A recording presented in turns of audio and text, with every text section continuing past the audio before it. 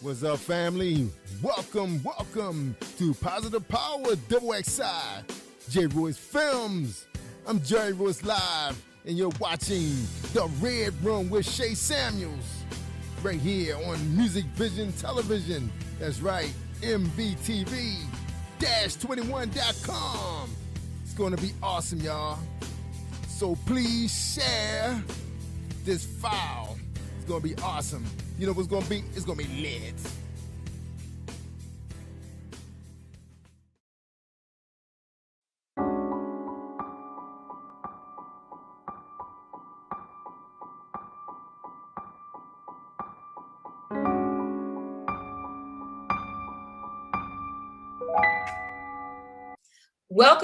Welcome to another episode of The Red Room. I am your host, Shay Samuels, and I'm so glad that you're here with us for another episode. As always, we have so many great guests, and today we're not going to disappoint you.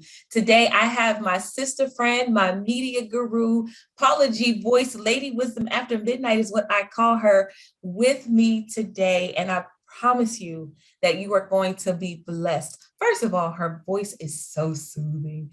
When you hear her talk, you'll know exactly why we call her Lady Wisdom. So much wisdom comes out of her. But I want you to get to know her for yourself. So first, let me say, welcome, Paula G. Hey, Shay Samuels, voice of an angel. How are you, love? I'm good. My song says I'm good. I'm good. Well, thank it's you all so right. much. It's all right. It will be all right. It will A be song all right. that touches everything. But let's hear some more about you. I know that the audience have seen you. You know, you're doing some phenomenal things out there. You are no stranger, not just to the Red Room, but even to the production. And so I just want everyone to know, if you have not met her before, just to get a tad bit about who you are. Well, I like to consider myself a sagacious lifestyle influencer who is embracing my journey and encouraging others to embrace theirs by just manifesting their dreams. You know, George Eliot said that it's never too late to be what you might have been, and I am a witness. I'm a radio and TV personality. I'm a voiceover talent, a print model, and actress, and author. And it is a pleasure to be with you, my sister. Yes. I mean, and here's the thing. The one thing that I love the most about you is your energy. It doesn't matter, you know, anytime we see you, you are so productive. If it's not training and pulling those big old wheels over, you just be going in, you going in. I have seen some of your print models, and I think amazing, just inspiring. And you show, you know, the 60 and over, like, you show that it seriously does not matter. It doesn't matter. You begin right where you are. Like, every day, I can just see you waking up, PG. I call her PG, but Paula G. I could see you waking up and just saying, what am I going to get into today? I know that, you know, God has something designed for you, but you just don't sit still. So I really appreciate who you are and the inspiration that you have become for so many of us. So today we're going to be talking about something I believe is needed. I believe that, you know, there's so many things going on in this world, and we get distracted by what we see on TV, what we hear on radio, what's going on in our personal lives. And you know what? I feel that we're forgetting about a group of people that really need us. All the drama that goes on with the politics, everything that's going on with religion, you know, there's so much violence and it's running rampant. We're in the midst of a war. So much is happening. And I think we've forgotten about the little people. I think we've forgotten about the little people. And so I want to talk about that tonight, community, and how important it is for us to bring it back.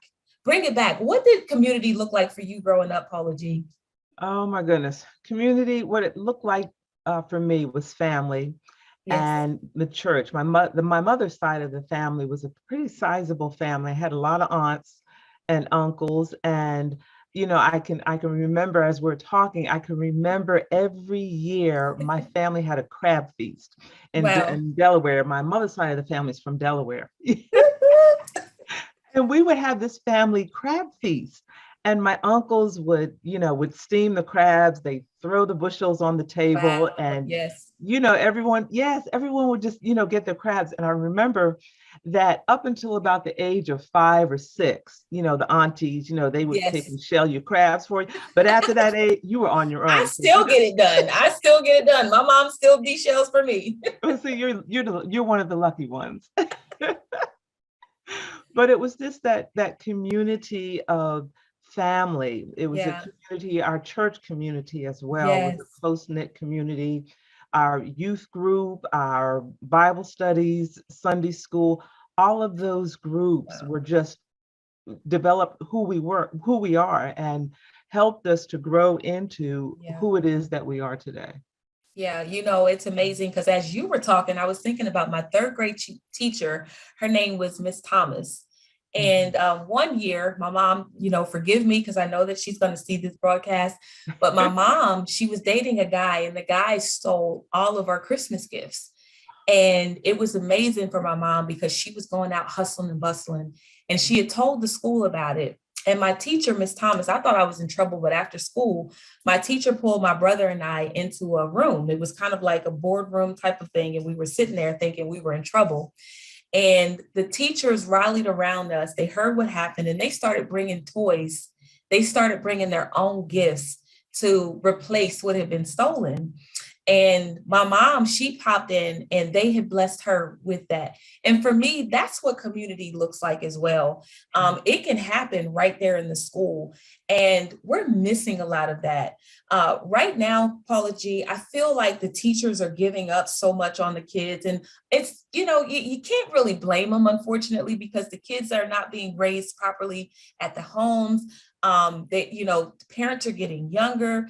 And we're really missing an opportunity to kind of bring that back. Let me ask you a question.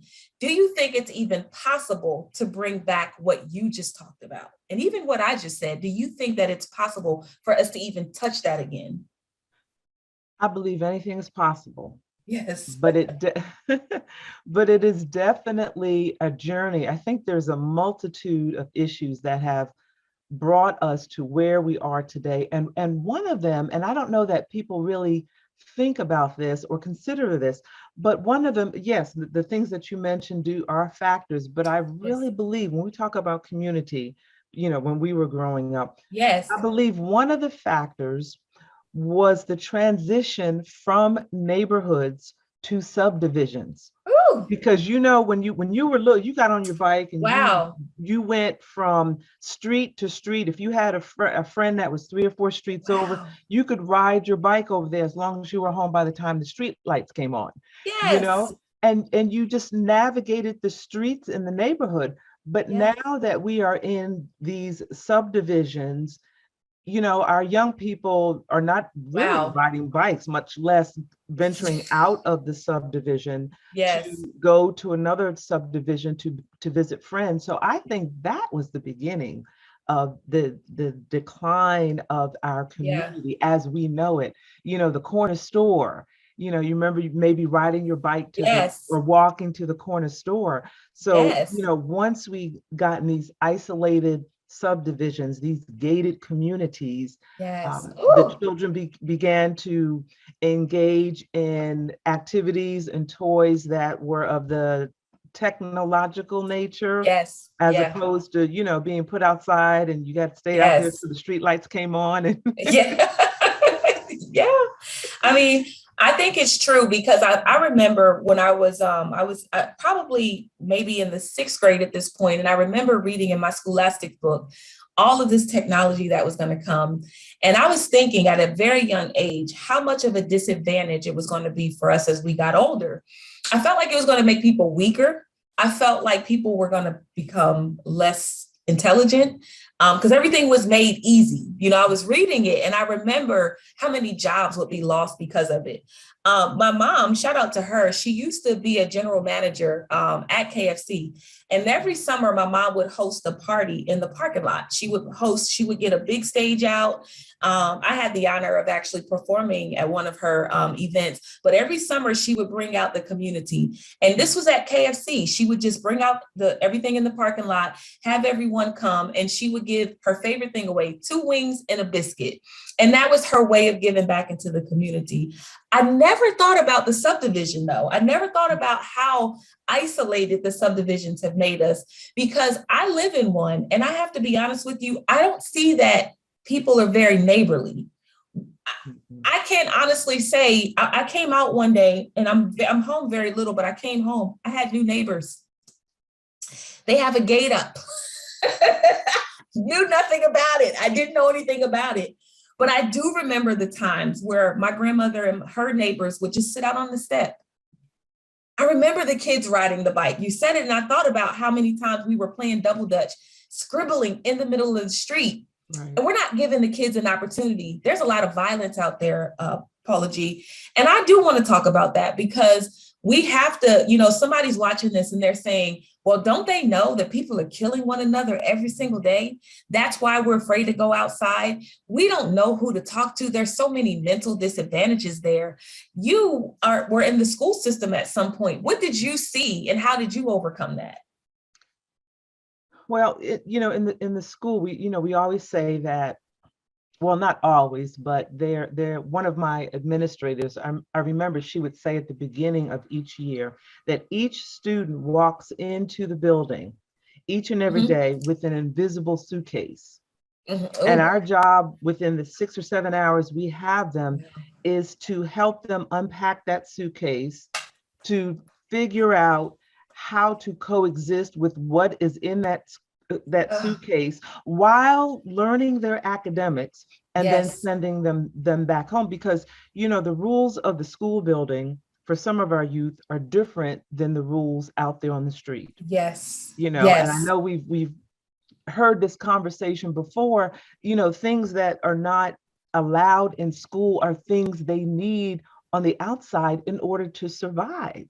So it's a constant, it's just a constant struggle back and forth. And depending on the environments that the students were coming from, some students handled their situations different. They may have had similar parallel situations, but depending on the foundation that they were coming from, determine how they handled it, how they coexisted with it. When you have a young person that's worried about their home life when they get home, when they're worried about being safe when they're getting home, when they're worried about getting from the schoolhouse to home, it's difficult for them to concentrate on English, math, science, and social studies. When they have all these emotions and these feelings and they don't know where to put them, a lot of times they come out in anger. A lot of times they come out in violence. I remember I had a young lady, and she was sent down to my office for some sort of disciplinary action. And I developed a bond with this young lady. And usually when my students would leave my office, I'd give them a hug, And I remember approaching this young lady, and she kind of cringed. And I said, I'm sorry. I said, may I give you a hug? Is it okay to give you a hug? And she was shaking her head violently. Now, this young lady was about 16 years old. She was shaking her head violently. Long story short, because of the life that she had to coexist with at 16 years of age, she had never been hugged. She had never felt a hug. And when adults approached her, it was not in a positive way. So she didn't, trust that interaction. So it's just a lot of social and emotional, psychological, right there. Social and emotional baggage that is in that invisible suitcase that they bring into the building, and it can manifest in them fighting. It can manifest in them falling asleep in class. It can manifest in them, skipping classes. But at the end of the day, it manifests for the most part in them not having the ability to retain the English, math, science, and social studies, which is a whole nother conversation, because then you're looking at performance, and then you're looking at test scores, and that's a whole nother, it just spirals itself down. It spirals itself down. Spiral. And I think with the teachers, I would have to say the majority of them, yes, there are some that are like, deuces, but the majority of them come to work every day, pouring out their heart, their Yes. soul, their own Yes. finances, Yes. their own emotions, Yes. to They come in with do their own their baggage as best. well. Yeah, on top of that, yes. And doing their best to pour into these young people and help these young people. I remember a teacher coming into my office one day, and because of all of the testing protocols and the administrative and the political and all that sort of thing, Hmm. I remember this teacher just tearing up Oh, and saying to me, she said, I just want to teach. yeah. I just want to teach. That's all I want to, I just want to teach. It doesn't You happen know, that way. yeah, I just wanted to, all of the political and the administrative and the red tape and What would happen? What would happen if what you go through in the school, you actually had to go through at while you're in school? What would happen if instead of teaching the information that they'll need to be able to teach as a teacher, that they get up with the time and they start giving the teacher even that type of class so that they are aware when you go into the classrooms, here's what you're going to enter into. I Mhm, remember even before I became a nurse, it was all easy peasy. I mean, there were some things mhm. that we had to do that were like, we had to prick each other's skin. There were some things we had to test on one another. Right. But when I got on the floor, it was completely different. And a lot of people who were in school with me, they bailed out of nursing quickly because we didn't get the full training. So I think we could start there too. I think while the teachers are in school, I think that there needs to be some type of fire drill, if you will.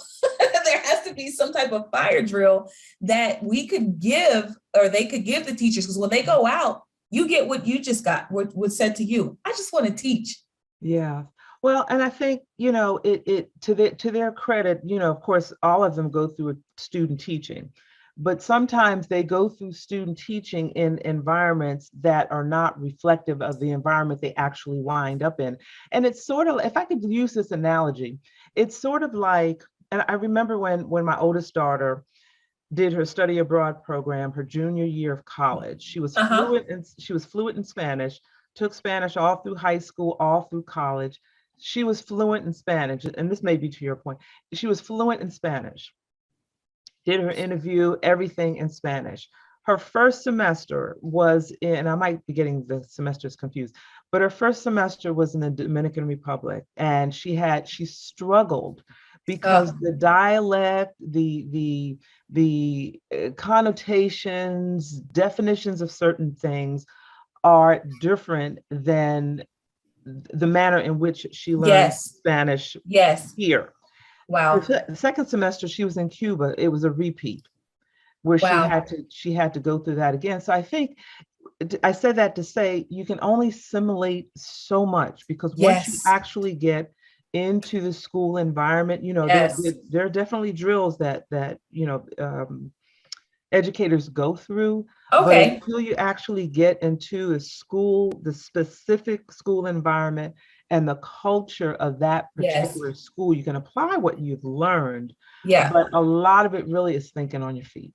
Yeah. And Thinking I on your think feet. too, just getting back to the community, I think that schools have a good part, getting back Mhm. to the schools do expect the children to be. I had a friend who was saying that their son got in trouble, having a hard time at school. And he said that the teacher called and said, he made a comment that he didn't like.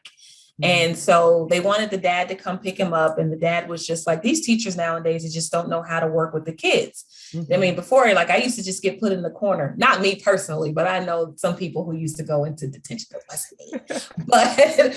But he was saying the teachers are very impatient. But I think from a community aspect, even as adults, we've gotten impatient. I have a cousin who actually told me that her mom, although we saw her as very privileged, she had nice clothes on, hair was always done. Mom worked a lot to make sure she had these items and then sent her with my aunt. Mhm. And as she's older, she said to me, she said, you guys saw me as privileged and I saw me as underprivileged. I Mhm. never had my mom. She said she was always at work and all I wanted was my mom. Mhm. And we have been put in an environment where we can't even involve ourselves in anything community. You have HOA meetings, only one person really shows up. You have a community event, the person who put it on, I shout out to my community. When we had the pandemic, everyone came out with barbecues. We came out with grills, the front of our driveways, and we kind of waved to one another. And that was just about it. But where we got it from, I'm going to be honest, and this is another opportunity for you guys to catch for community. We got it from the commercials that allowed us now to be able to re-identify with how to build. Paula G, I think media has a lot to do with disconnecting as a community as well. So do you believe that we need a lot more in the media that kind of depicts what community looks like? Because clearly we followed it by example. What do you think? Well, I think we followed it because we didn't have a choice. We didn't have anything else to do. So that's why I think we followed it, because if that were mirrored today, I don't know that people would come out, into the community and would have the barbecues and so forth. Because now it's only like 2 years ago. Yeah, how quickly we forget. That was only 2 years ago. How quickly. All the ideas, social media brought everybody back together. Like as soon as Zoom came out, everybody was on the phone Zooming. But I'm like, Zoom's been out. How come we're just now connecting in this way? Because I believe, had to. I believe that media has a lot to do with it as well. We just have to really strategize. One thing you did say is we have to get back. You didn't say this, but pretty much what it is we have to get back to trusting. I think that has a lot to do too with the lack of community, that we don't trust one another. As beings, like you said, it's that baggage. We're all carrying some sort of baggage. That suitcase, I love that analogy. The suitcase that we all have or are carrying some bit of a suitcase that it doesn't even allow us to look to our left or our right anymore. And I encourage you, if you're watching this today, to be the pillar in the community and start something that actively opens the door for the community to rebuild. We have lost all of our boys and girls clubs. We have lost opportunities for children to just come together and be kids. Recreational basketball, it doesn't even exist anymore because the parents are fighting, shootings happening, and it's not the kids. They're just trying to have, like the teacher you just said, I just want to teach. Listen, I can hear a kid saying, I just want to be a kid. I really just want to be a kid. I want to know what that feels like. And they can't say again because they've had to do this for a really long time. So I believe, Paula G, if we can get back to one, trusting in the community, but two, if we can get back to someone being the pillar and not being afraid to open the doors, even in the subdivision, to community events that's going to change the structure of your community. I know we work. I know that we're busy. Paula G and I, we were just talking about having a lunch date, and here we are right here blessing you guys. Blessing you guys. But I think if you can just decide, I'm going to be the pillar, I'm going to be the change, I'm going to create something, I guarantee you that one brings one. And because you decided, someone else is going to decide. And maybe just for a second, you will have that community feel that will be contagious enough to seriously start building on other communities and other communities. So Paula G, I want to say thank you. I want to say thank you so much for being on. I thank you for bringing your background. I know that you bless some teachers out there. We know the struggle is real, teachers. We know it's real. But keep in mind that these children are coming in and they're carrying a suitcase that carries a lot more than we can ever think. Paula G said that she went to go hug a young lady, and that young lady had never been hugged before. And maybe we just start there. Maybe we start there. If you can start there by rebuilding, building the trust, I believe that we can redirect the way that this thing is going and start building the community again. Paula G, thank you so much. Thank you for having me. I always enjoy having a conversation with my sister, Shay Samuels, the voice of an angel. This has been delightful. Thank you so much. Thank you. No problem. Thank you so much. And look, I want you guys to stay tuned again for another amazing episode. Come back and enjoy it. You think you enjoyed this one? Come back. We will see you again on another episode of The Red Room. Mwah. This is Paula G. Voice, aka Lady Wisdom, with Beyond the Moment. It's sometimes difficult to see beyond the moment when you're in the midst of a crisis. But sometimes the vision of being beyond the moment is the very thing that may be needed to get you through the moment. Our society is laced with so many overwhelming events. It seems like they come one right after the other, and they don't allow you the space to breathe or recover. We get so burdened, discouraged, and depressed that we often find it difficult to move on. There's a Bible verse that mentions weeping may endure for the night, but joy comes in the morning. Well, life can be like that as well. And the moment may be that of heavy times, but we must look beyond the moment with hope and faith. Look beyond the moment and keep hope alive. I'm Lady Wisdom, a sagacious lifestyle influencer, embracing my journey, sharing experiences along the way and challenging dreamers to do the same by breathing life into their deferred dreams and living out the reality. It's never too late to embrace your journey and live your dreams. Visit Paula's blog, paulagvoice.com/blog for the full journey.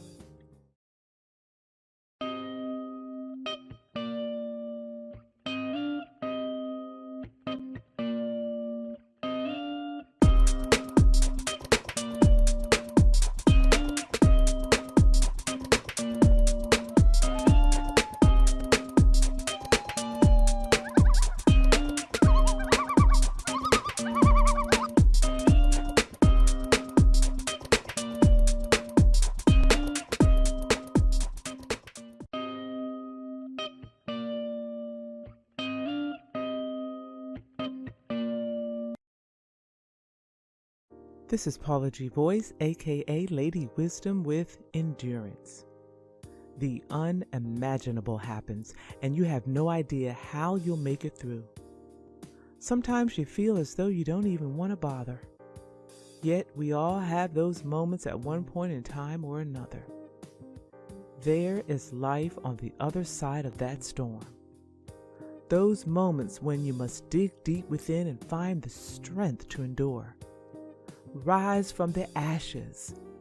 There are those moments when you can't see beyond the moment. There are those moments when you don't want to hear. There's life on the other side of this, because your this is so traumatizing, you can't see it. How we choose to manage our circumstances is totally a ball that is in our court. We fall down, but we get up. We plunge to the deepest, darkest part of our being, but something inside of us longs to survive. We find ourselves fighting to rise out of the darkness. It's a slow journey, but we eventually see the light at the end of the tunnel. I always say that every day we wake up is an opportunity to set an example.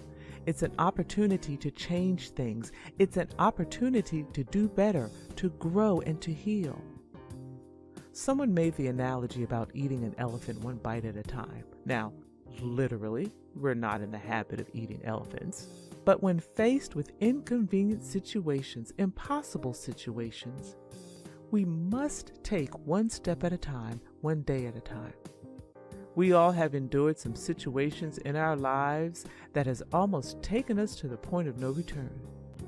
If we take our eyes off the moment and focus on where it is we desire to be, our goal, our destiny, we can take necessary steps to see our way through difficult times. Now, sometimes it may take therapy, prayer, meditation, and daily affirmations that help you make it through.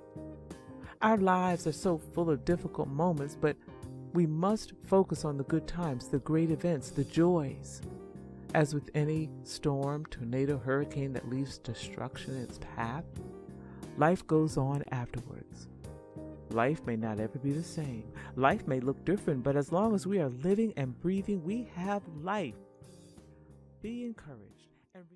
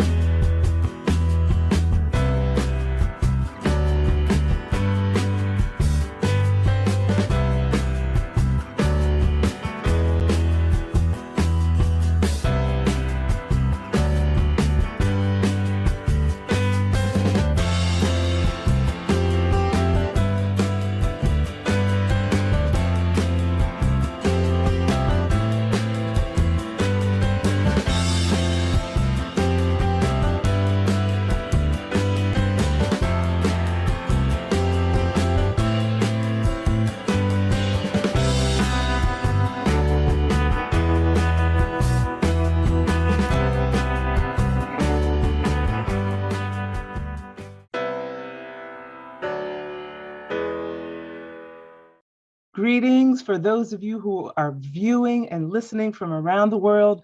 Welcome to My Journey with Paula G, where we are juggling this journey called life while we're walking in the gifts and the talents that God has given us. Thank you all so much for joining us. If this is your first time on the journey, we welcome you.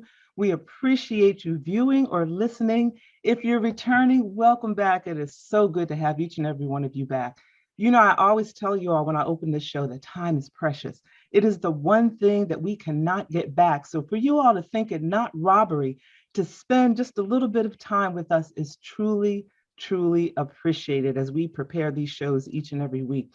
We'd also like to take a moment to thank our underwriters, because without our underwriters, we would not have the opportunity to bring you so many testimonies and so many stories of those who are indeed juggling this journey called life while walking in the gifts and the talents that God has given each and every one of them. And you know, underwriting is a great way to gain exposure for your business, your product or service, as well as embracing the journey. So if you're interested in being an underwriter for My Journey with Paula G, you can email jerryvoicelive@gmail.com or paula@paulagvoice.com. Please place in the subject line underwriting opportunities, and we can have a conversation as to what would work for you and your audience as well. So we thank you all so very much. Before we introduce our guest, I want to share a bit of Paula's perspective. And this comes from my book, which is entitled My Journey to Lady Wisdom After Midnight, which is available on my website. And I just want to read to you a short excerpt and some reflections. The journey to finding the authenticity of who we were created to be as individuals begins at different points for all of us. You must determine where your journey begins. You must stay encouraged and stay focused on your journey. And as with all journeys, there will be obstacles, there will be setbacks, trials, tribulations, triumphs, sorrow, pain, joy, and losses. There will be detours, and some may be in the wrong direction. And you may travel in the wrong direction for a minute, and it may take you a while to realize that you're not going in the right direction. But once you realize you're traveling in the wrong direction, you may have to start over. But don't fret, don't get discouraged. It is all part of the journey. And I'm telling you, I'm a witness to that. As I've been on this journey, there have been detours, there have been obstacles, there have been setbacks. And I want to encourage you today, those of you who are on a particular journey of doing what it is that God has purposed you to do, to not get discouraged, to keep your eye on the goal, keep your eye on the vision, keep moving forward, because as you continue to move forward, you get over those obstacles, there are lessons along the way. And once you reach that goal, once you are really marinating in the purpose that God has created you to be, you'll reflect back and be blessed for that journey, where you'll be blessed for those trials, you'll be blessed for those tribulations, and you'll be that much stronger and wiser. So be encouraged. So I hope that encouraged you today. Well, today's guest, I am so excited to have these two. They have been on my particular journey with me for quite some time, and I'm so appreciative. And the accolades for both of them, I could take 10 minutes going through the accolades of both of them, but I'll just share just a little bit with you. Firstly, he is a former talk show host. He's a media icon in print, broadcast journalism. He's the founder and president of the National Black Radio Hall of Fame. He's an executive. She is a singer. She's a songwriter. She's an educator. She's a psychologist. And the two of them together, in my opinion, are a dynamic duo. And we welcome to My Journey with Paula G, Bernie and U.V. Hayes. Thank you all so much for joining me on the journey. It is so good to have both of you here. Thank you for inviting us, Paula. Appreciate it very much. Thank you so much. And your opening statements were just absolutely beautiful. Oh, Inspiring. thank you. Thank you.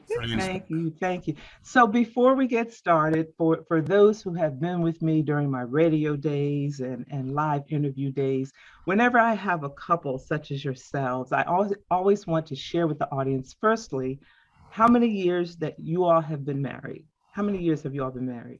Approximately Bernie, 40, you want to take that? 40 years. 40 years. So that's a journey right there, right? Yes, it is. Great journey. A beautiful, beautiful journey. Yes, yes. Yeah. So, ladies first. So, UV, I will ask you share with us some reflections of that journey and some wisdom that you can share with other couples. Well, I must say, my husband has been so supportive.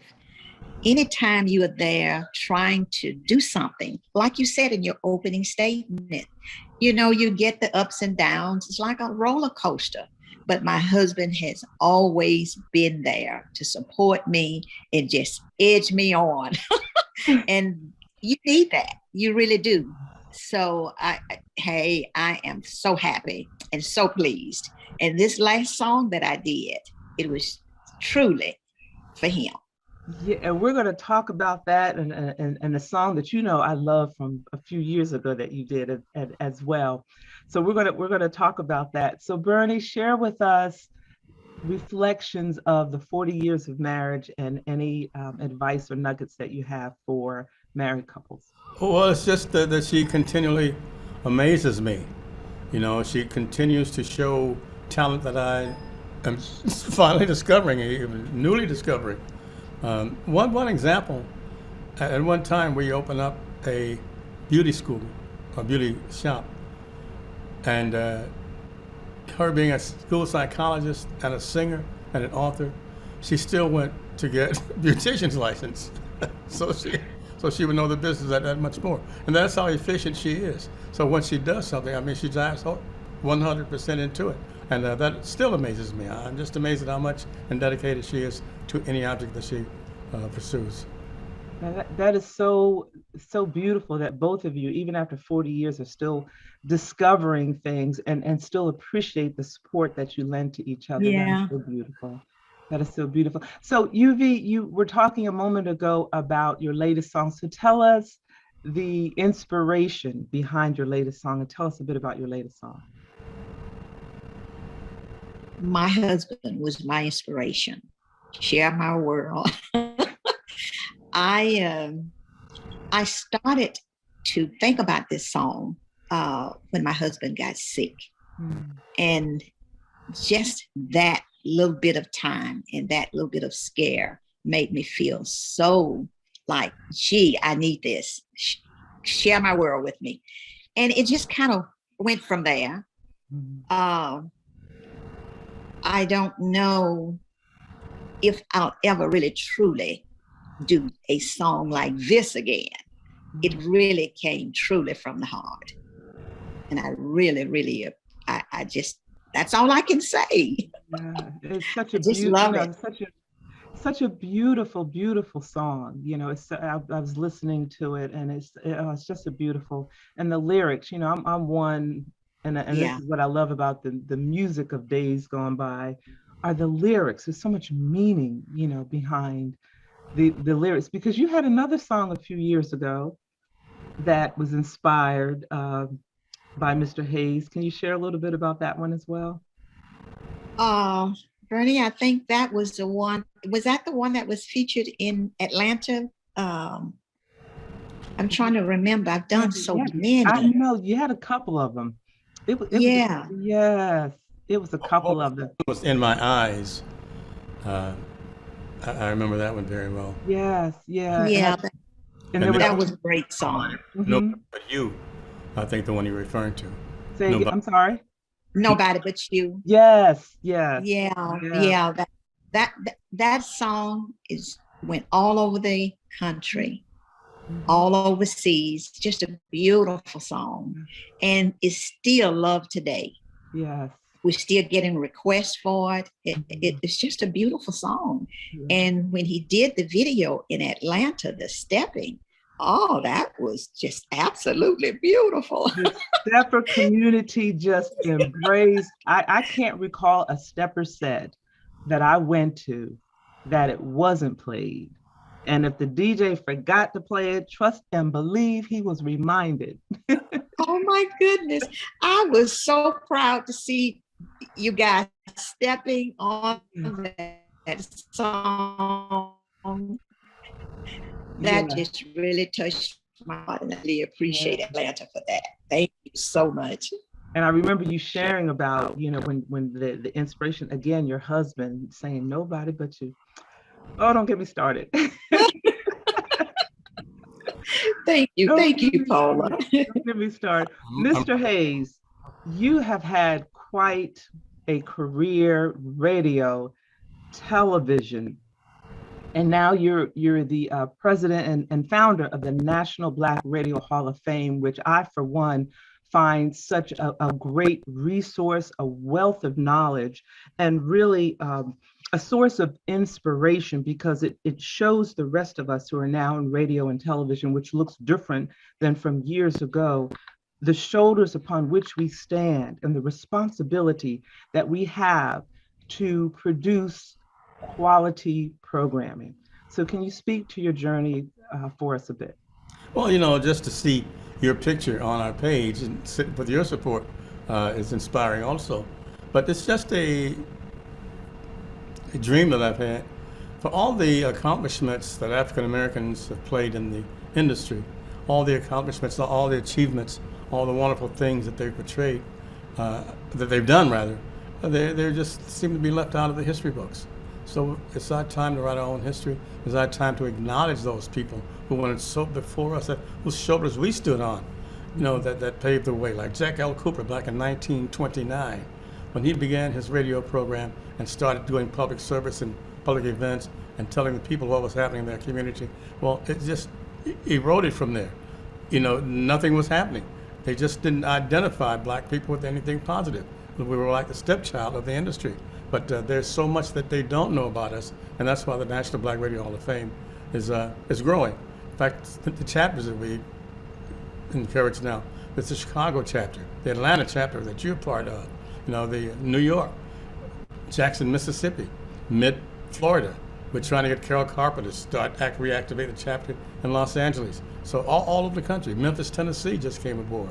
So it's to recognize those people who were pioneers in the industry, television and radio, who were people of color, African American people who did so much that we need them to know about. We need the world to know about. Yes, and it's so important because, as you said, Black radio was the hub of the Black community. It's where we got our news. It's where we got our music, and a lot of those broadcasters, those DJs, were really very influential during some very troubling times. You had DJs that were on the air during, riots from decades past, trying to calm the community, trying to inform the community. So just a wealth of knowledge and a wealth of history. And, speaking of the shoulders upon which we stand, just your career in itself, just phenomenal. I think it's almost like you've touched on every aspect, from being a DJ, from being a news broadcaster, print journalist, radio, television. Can you share with us some reflections on your particular journey and how you have seen this industry change? Well, during the Civil Rights era, they forgot that the black disc jockeys was the voice of the community, the African American community. And the black disc jockey, the black DJ, the black announcer would tell the people where the important meetings were. They would tell them where Dr. King would be. They would tell them where Jesse Jackson. They'd tell them where all the important figures in the movement would be moving and acting. And that's so very important. The most, I appreciate all the accolades that you give me, but what I'm most proud of in the industry, and it's been 65 years now, are the actions I took against radio stations, against bigotry, against the persons who thought that black people weren't worthy. We'd close down one station who thought that we were giving too much black information to the public. Mm-hmm. We closed down a station that said that white people are supposed to earn more money than black people. We closed down a station that just was not knowledgeable enough, who wanted to change formats after the African American community made the station #1. They wanted to go to a pop format in that time. They forgot what the African American community had done for them. There's so many, WERD, WDIA in Memphis, You know, WRD in Atlanta, all these wonderful stations were pioneers, and they told the people what they needed to know. People that other stations just took for granted or did not involve the people whatsoever. And the black disc jockey, the black announcer, the black TV and radio person was the one who was the conduit for all that. Just listening to you, just, you know, what you shared with us in this small amount of time, it's just powerful. It's just so powerful. UV, you are singer, songwriter, educator, psychologist. How have you been able to use your psychology background, education background, in regard to, I'm kind of asking a twofold question, in regard to your music, and then also a separate question, what are your reflections? You know, we have come through 2 years of a trying time. From the psychologist aspect, what are your reflections on what you see the state of mental awareness is? Well, I think it's going to get better. Mm-hmm. Let me first of all say that I'm an optimist. I'm with this COVID, it's been really, really hard. A lot of jobs has been lost. A lot of lives has been lost. Musicians that I know, their lives has been lost. And it's just been so hard. But I think it's going to get better. I've been extremely careful myself, not accepting as many dates of entertaining because it's so risky. So, so we just kind of do what we can do and just accept the way it is right now and just kind of hang in there, and it's going to get better. It's one of those roller coaster rides like all the others, up and down, and I think it's going to get better. We just have to be patient, be careful, and do what we need to do to be safe. Yes. And what prompted you to pursue psychology? I love children, and in the field of education, we have so many in the urban areas, children who have problems in school. And I just wanted to try to see a little bit more about what I could do to help the children. And that's how I really kind of got into this. Wow. Yeah, and our children are so, as an educator myself, our children really are, as they say, our future. And they're so, what's the word, pliable, they're so moldable, and what is planted into them at such a young age manifests however it manifests, depending on what it is. It depends on they need so much help. Yes. Yeah. So what are you looking at moving forward? What are some projects that you're looking at? Yeah, continuing to do music. That's one thing I would never really truly give up. Mm-hmm. I'm at the retirement age for the education field, but as always, once a teacher, always a teacher. So, I'll always be there to tell the next person if they need help, just call on me and I'll do what I can. But music going forward, up and on, I won't give it up. So I'm looking forward to my next CD that's coming out, hopefully in the next maybe month or so. Oh, I can't wait. I'm working. Yeah. Thank you so much. What would we do without our music? Yes, it is such it's therapy, I think. I think our music is such therapy. And to your point, as educators, even though we, retire, we never really retire. Right. It's just, you see a child and you find yourself ministering to that child. Exactly. Some form or fashion. So true. So true. Yes. Yeah. So, all in line with the theme of your program, my television show is aired on the inspirational and gospel station. So that's in line with what you're doing. and your audience. And so each week when I have a guest on, it's from a person who owns a station who's been helping the poor and homeless for exactly 50 years now. And so that's the facility I'm airing on. Yes. So, and what are you, in addition to your show, what are you looking at moving forward this year? What projects do you have on the table? Well, we have the National Black Radio Hall of Fame and the Wolf Jazz Institute, of which I'm over at Harris Stowe State University. We're moving into a new facility, a brand new facility, a $3 million facility, hopefully in mid-August, around that time. And looking for that. I am not going to be the interim director of the National Blues Museum much longer. I'll just have an emeritus status there. So but it'll continue to go, the National Blues Museum.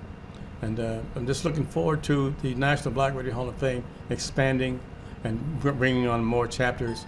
We're talking to Al Bell in Little Rock, Arkansas now, and Al's supposed to come on. Tyrone Davis out of Jackson, Mississippi, he's very active now. So just so many people. And then that's the future, hopefully, of Bernie Hayes and UV Hayes. And for those who wish to learn more about the National Black Radio Hall of Fame and your show and so forth, can you share with us your social media or website where they can find out more information? NBRHOF.com. That's the National Black Radio Hall of Fame.com. And they'll see your picture there too. Okay, thank you. And for me, UVEE Hayes.com. UVHayes.com, UVEEHAYES.com. And for the National Black Radio Hall of Fame, it's NBRHOF.com. .com, right. Not .org.com. Yes. Okay. All right. Marcia Washington, Georgia, make sure it's .org, not .org, but .com. Yeah, she'll tell you. I know, that's why I was asking. We love Marcia Washington, George, who is the president of the Atlanta chapter of the National Black Radio Hall of Fame, where you can find so much history and so much information about the history of Black radio. And some may ask, why Black radio? Because unfortunately, at a time in this country, as Mr. Hayes shared, Black voices had to fight to be heard.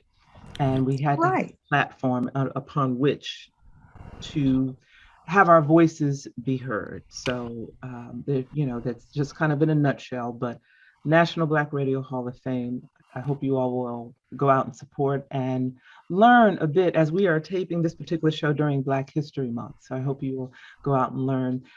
Thank you so much, Mr. Bernie Hayes. Thank you. Thank you so much, Mrs. UV Hayes. Ladies and gentlemen, these two, I want you to support these two. I want you to follow these two.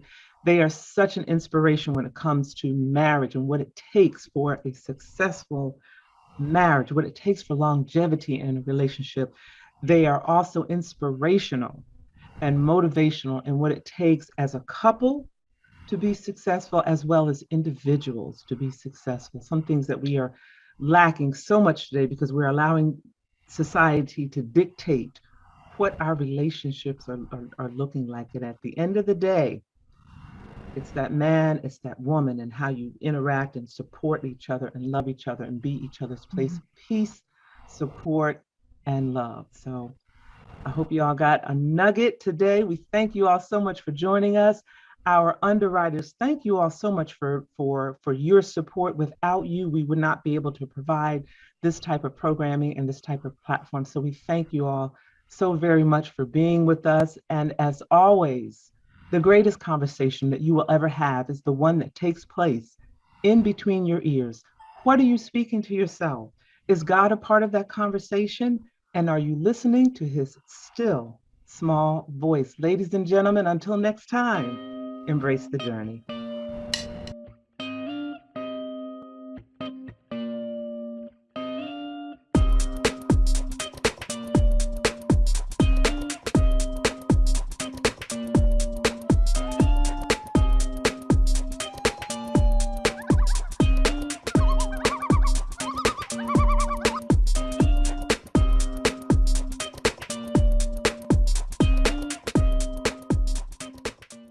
This is Paula G. Voice, aka Lady Wisdom, with Beyond the Moment. It's sometimes difficult to see beyond the moment when you're in the midst of a crisis. But sometimes the vision of being beyond the moment is the very thing that may be needed to get you through the moment. Our society is laced with so many overwhelming events. It seems like they come one right after the other, and they don't allow you the space to breathe or recover. We get so burdened, discouraged, and depressed that we often find it difficult to move on. There's a Bible verse that mentions weeping may endure for the night, but joy comes in the morning. Well, life can be like that as well. And the moment may be that of heavy times, but we must look beyond the moment with hope and faith. Look beyond the moment and keep hope alive. I'm Lady Wisdom, a sagacious lifestyle influencer, embracing my journey, sharing experiences along the way and challenging dreamers to do the same by breathing life into their deferred dreams and living out the reality. It's never too late to embrace your journey and live your dreams. Visit Paula's blog, paulagvoice.com/blog for the full journey.